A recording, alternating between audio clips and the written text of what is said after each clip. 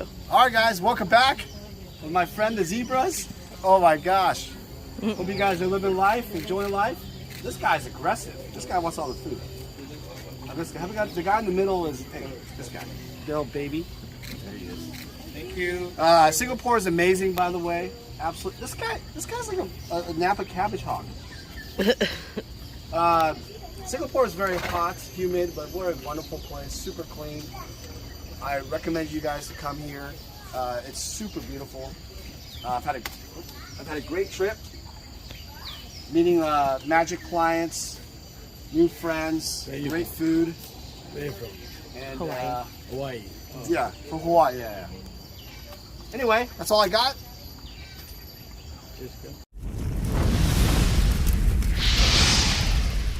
Vintage Magic. Game, collect, invest. For more information about our consulting and professional services, visit vintagemagic.com.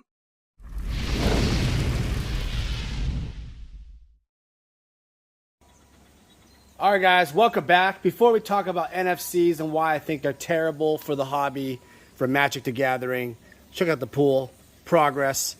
Yes, the rock wall's done. They just put the gunite, which is this foundation cement for the pool. Now we're doing some cement water dripping for the past 8 days or so. And then we're going to start the fun part, the tiling, all that. All right, guys, enjoy the part of the video all about NFCs and why I think it's terrible for the hobby. All right, guys, welcome back. It's me, Daniel, with VintageMagic.com. Hope you're having a great week. All right, so this video is all about NFCs and why I think it's terrible for the hobby, for Magic in general. First off, what the hell is an NFC? NFC stands for non-factory cut. Very simply. What that means is that the factory, I don't think you use Card of Monday anymore, but back in the day, Card of Monday would cut the sheets, go through their printing press area, whatever the hell they do it, and boom, you got the Magic cards, right? And they were cut by the factory.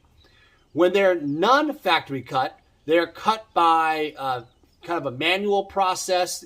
It could be done with a machine, but not from the factory itself, just to be clear. Now, there are examples of NFCs that are really, really good, where they look like the factory, but they're not.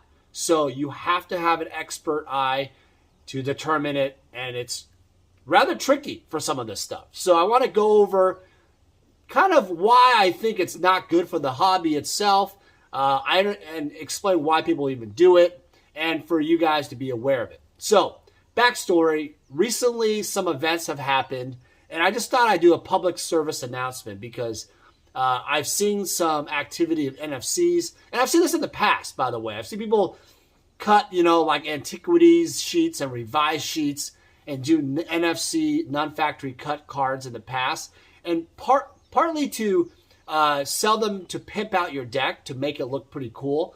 Because imagine having, like a Mishra's Workshop, I don't know, and having it cut with 4 different, drawings and different borders. And it looks really cool when you're playing someone, a game of Magic. It's kind of cool and it looks really great. But those generally are obviously NFCs. They're represented as NFCs, and the sellers represent them as that. So there are cases where they are factory cut, and people obviously have sold them, and they're not NFCs. But again, it's really hard because a lot of people wonder, like, well, how do I really know? I mean, there are some that are connectors, like cards that are connected together, and I've decided a video below this, a link will be below, for my friend Tavis King about kind of factory cut cards and miscut cards. I'll put the link below of some of the videos. That'll give you some visual example of what I'm talking about, but it's challenging to determine. And one of the greatest ways you can look at it is the paper itself. So Magic cards themselves, they have like a natural flip to the cards for the betas and the alphas, and even Antiquities has it too, Arabian Nights, Legends. And if you don't have that curl at all and it's super flat, that's a warning sign. It could be an NFC. Also, cuts that are extremely crazy, like these 4 image ones, you know, I've seen Antiquities and Revised. Those tend not to be happening for those editions in general. In fact, the ones that are like super like jagged and, you know, like they're like, I don't know, like an angle and stuff like that, I tend to think that those are more non-factory cuts, NFCs, than they are real factory cut ones. The ones that are factory cut tend to be more slight. There are ones that are pretty aggressive, you know, from one border to the next, but I don't see very many four corner ones. So they're very, very difficult to find. And if you ever get them and it's legit from a reputable source, then man, it's definitely gold. It's very, very special. So there's also another sheet that people try to cut. It's called the beta proof sheet. It's the one that Wizards investors got back in the day. I was told by Jesper Mirfors years ago that there were about 35 of them printed. And he advocated for this because he felt like the artists, should be given additional cards so they can either autograph them or give them out as like business cards in a way, right? To show off their work. They're like artist proofs. So this came about to be the artist proof trend where you've seen now artists get factory cut cards from Wizards, and Wizards would give them and they're blank back. So the back are white and black and blank. So these original investor sheets were glossy in the front and glossy in the back, just like collector's edition. But they're called the beta artist proof sheet because there was no alpha. But in a way, they're kind of sea ice, in a way, proof sheets. So it's hard to really name it, but I think that the agreement is probably a beta blank back sheet, something like that would be maybe a correct term. So, but the era I think that it all got done was probably late 93 or 94 range, early 94. So I would guess that's probably the case, kind of right after they printed the CE set or started proofing it. So not sure the exact dates, but that's my guess. But what happened was people have been starting to cut these proof sheets for these blank backs. And you can imagine the problem here because artist proofs are 50 in the world, right? There's only 50 of these sheets, or 50 of these cards given to the artist from the factory, Card Monday at the time, and cut for them specifically to sell. They came in these little boxes. I don't have one with me right now, but they're like these little boxes. They fit decently perfect. They move around a little bit, and they said the name of the artist, and some artists got a bunch of these boxes, right? They did quite a bit. So if you're Dan Frazier, you got a crap load. If you're Cornelius Broody or Fraze Jones, you only get a box or two, right? So for each card. And there was about 50. Now, some of them were lost, either stolen or not given the exact amount. So like Doug Schuler mentioned that Sarah Angel, he only got like 30 or something. Some artists only got like 40. It's just like, it's weird, right? But generally it's 50 is the maximum. Now, as other sets went on, like Legends, Antiquities, Arabian Nights, the Arabian Nights, by the way, had no artist proofs at all. And Legends and Revised and Antiquities somehow got like 100 to 200. Some people got 300 of some of the artist proofs. So I don't know why that happened, but they were not consistent with their printing back in the day. So that is what occurred. So fast forward to today's standards, you're generally given about 30 of the regular print and 50 of the regular and 25 or 30 of the foils. You can correct me if I'm wrong in the link below, in the comments below. But they've been doing different type of smaller prints. It's because they have foils now. They have special foils and borderless stuff. So again, I haven't been following the print run, but it's still less than 50 for some of these. So the issue came about was, you imagine like if you're collecting, in this case, the beta stuff, and you're thinking, man, these proofs are 50 in the world. Now there's these additional proofs out there. Does that make them less scarce, right? And the thing is, though, I want everybody to keep in mind that they're not artist proofs. Number one, they're not artist proofs. The ones that are NFCs cut from these beta sheets, these are not from the factory. Therefore, they're not considered by collectors and dealers as artist proofs. And in fact, if an artist sees it, they generally will catch it, and they'll even say something and say, well, this didn't come from me. I'm not going to sign it. Generally, they're not going to sign something they didn't, have. Now, so artists have also noticed that the cut of the card is a little jagged. It's flared, from the cut. So I want you guys to think about this. If you take, if you had a really, and I've seen really bad NFCs, by the way, especially the artist proof ones, where the paper flares. If you just cut it really fast, paper itself tends to flare this way, right? Kind of just stretches. And it's because there's not enough pressure at the point of cutting that has held the paper together. So when you cut it, it actually causes that flaring. And that can be seen with your eye or a loop, especially CGC. They are well known for paper money and stuff. They have equipment to test and see very easily that they are not real artist proofs or real factory cut cards. So I want you guys to be aware of this, because obviously, man, why would someone actually do this? Well, for money. Because if you think about this, Post Malone paid around $800,000 for artist proof graded by Beckett, and it was signed by Christopher Rush, and that was an authentic artist proof, right? But imagine having an artist proof, they're not signed, but you somehow was able to get it signed by an artist.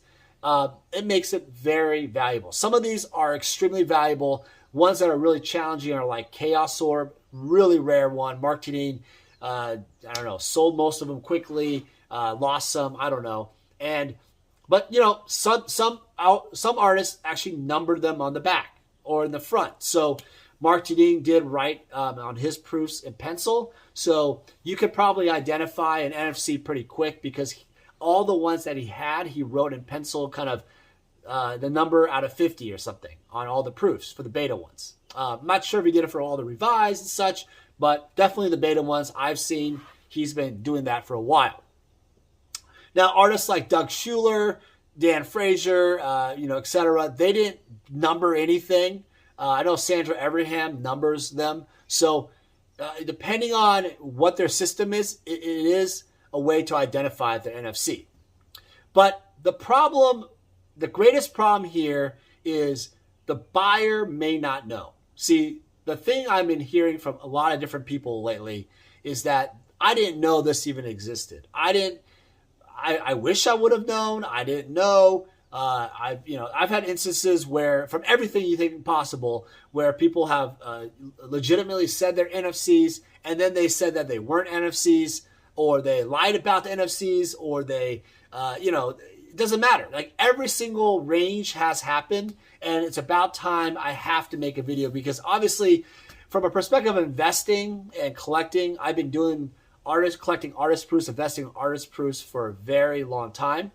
I've had a lot of expertise and knowledge in it. So, man, I don't want people losing their money. It's terrible. It's a terrible feeling. So, by the way, if you guys ever have any questions on NFCs, how it works, why it happens, etc., always email me at daniel@vintagemagic.com or call me at 206-914-7974. You can text me also, and I'll be happy to help. So I really feel like there's a financial issue here, and there's also an ethical issue. So if you ever have an encounter where you don't know, or you're being sold something like this, you can always contact me. It's something really important for the industry itself. All right, let's talk about why I think it's terrible in general. From obviously the points that I'm showing you right now, I think it's absolutely terrible NFCs for the industry for one major reason, because it brings out the potential for greed and fraud. That's really comes down to it. The unfortunate thing is when you are looking at Magic cards and they're really valuable, people can lose a lot of money on because of NFCs. Especially you're the one buying into NFCs. There can be some bad apples who could easily cut some sheets up, and then you're probably asking, well, where the hell do you get these sheets? There's one hanging up at Wizards. I have one. I think Open Boosters has one. Other clients have had one. Other Wizards and investors or people in the industry have had them. Why would they cut them up? I don't think it's the people originally that had them. It's the people buying them now or before who have cut them up, because there have been NFCs that are cut up in the past and recently in general. So that tells me that as long as there is this money motive, then people will take advantage of that. Now, if you tell people up front, let's say you're selling NFCs, if you tell people that they are NFCs, they are non-factory cut, you distinguish that. You don't say they're artist proofs. They're just, they're not from the artist. I want to call them artist proofs, so I would just call them beta proof, blank back proofs, NFCs, something like that. Something that really describes accurately what it is. I don't think there's a problem. I think people have the right to buy what they want to buy. However, if you are sold something and not told the truth and what it is, the exact item, what you're getting, and that goes with any item you buy, right? Graded, ungraded, boxes, whatever, right? Then we have a problem. And that's why I think it's really bad for the industry, because I think there's a lot of potential for people to take advantage of buyers, and buyers will buy it because they think it's rare.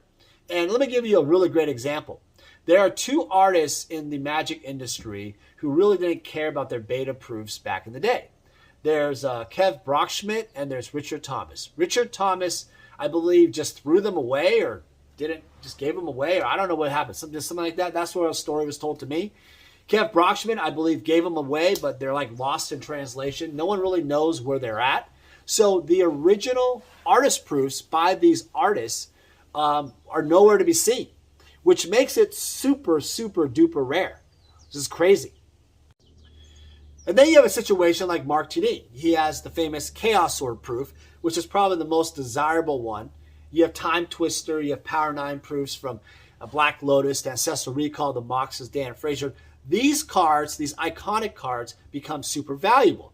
And if you have them as regular artist proofs, they are 5 figures, multi-five figures, if not hundreds of thousands of dollars now, especially if they're signed by the artist. So do the math. There's room for there to be, what's the word, arbitrage or some type of, way to make money, but is it ethical, right? And the problem is the community itself is not educated enough to know, causing a potential issue with, the sellers who sell them.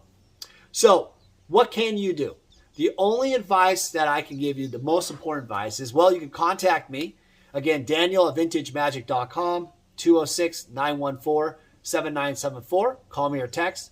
And I can go through, if you have a potential issue, I can help you with that.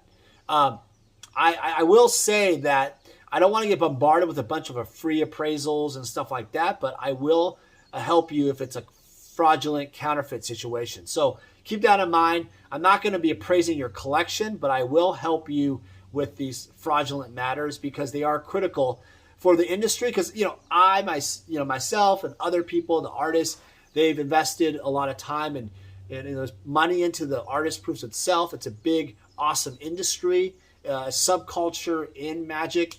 But if it gets ruined by bad apples, bad actors, then it ruins the entire it just makes you feel terrible in your stomach, right? Buying something that's fake, unauthentic, not what you believed it was. It's a terrible feeling. And especially if you're losing hundreds of thousands of dollars, maybe millions of dollars, tens of thousands, I don't know, right? It can be a lot of money. So anyway, I hope you guys learned something in the video. I know it's a kind of a brief overview overall. Again, Tavis King has a couple of examples in his videos below. He has visual examples. He talks about it. And if you have any questions, again, please contact me. Description of my contact is below. And thank you again, guys, for watching. I am not targeting people. I'm not trying to like insult people or bring out the names of the industry. What I'm trying to do is make people aware. Those people that are doing it are hidden in the world of magic. And if I do come out and do something like that, it's going to be a very detailed public thing, which it is important because I don't want people to get screwed by this. It's terrible. All right, guys, be safe out there. Take care. Thank you, everyone, for joining me. It's me, Daniel, with VintageMagic.com. I'm excited to share more about our appraisal services. All right, so the first step of the appraisal process is determining if your items are authentic. After determining that the items are authentic, we will then do a market evaluation of your items. So oftentimes clients ask me, hey Dan, I want to insure my collectibles. Well, after the authenticity and evaluation part of the appraisal process, I would then construct an official letter and we would send that off to the insurance company. Your insurance provider would then offer you insurance based on the evaluations and authenticity. We also offer pre-grading services. So collectors who are looking to save money on grading can go through us. We will actually grade and authenticate the cards before you send it off to grading, and that will save you potentially thousands of dollars on grading fees. Also, we offer estate collection services. So basically, if you have acquired a collection over the years, either from a family member or yourself, and you want to pass it down to your kids, we're able to determine valuations based on the levels of today. Vintage Magic. Game, collect, invest. For more information about our consulting and professional services, visit vintagemagic.com.